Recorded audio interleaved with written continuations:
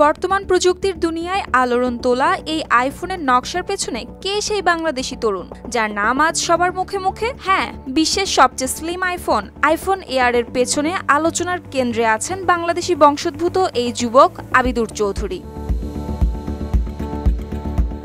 তার গল্পটাও বেশ চমকপ্রদ।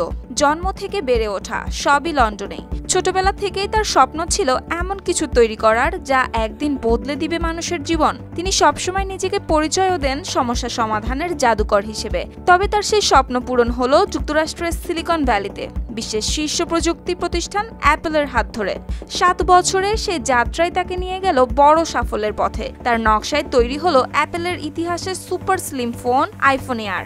এর টাইটানিয়াম বডি যতটা হালকা ততটাই মজবুত। আরও অবাক হবেন জেনে, ফোনটি মাত্র 5.5 মিলিমিটার চওড়া, কিন্তু এই সুপার স্লিম বডি আবার সাধারণের তুলনায় 3 গুণ বেশি স্ক্র্যাচ প্রতিরোধী। ফোনের দুদিক জুড়েই রয়েছে সিরামিক শিল্ড গ্লাস।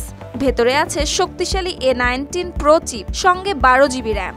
একই সাথে ভিডিও করা যাবে সেলফি ক্যামেরা আর মেইন ক্যামেরা দিয়েও। তবে থাকছে না কোনো ফিজিক্যাল সিম, এর বদলে যুক্ত হয়েছে ই সিম। নতুন ব্যাটারি অপটিমাইজেশনের ফলে এক চার্জেই চলবে সারাদিন। আর দামও কম নয়, গুনতে হবে $999 বা লাখ টাকা। এখানেই শেষ নয়, অ্যাপল একই সঙ্গে বাজারে আনছে আইফোন 17, 17 প্রো আর 17 প্রো ম্যাক্স। আর প্রযুক্তির এই আলোচনার ভিড়ে যখন মানুষ চোখ রাখবে নতুন আইফোনের দিকে, তখন বাংলাদেশিদের বুক ভরে উঠবে গর্বে, কারণ এর ভেতরেই লুকিয়ে আছে এক বাঙালির স্বপ্ন, পরিশ্রম আর নকশার স্পর্শ।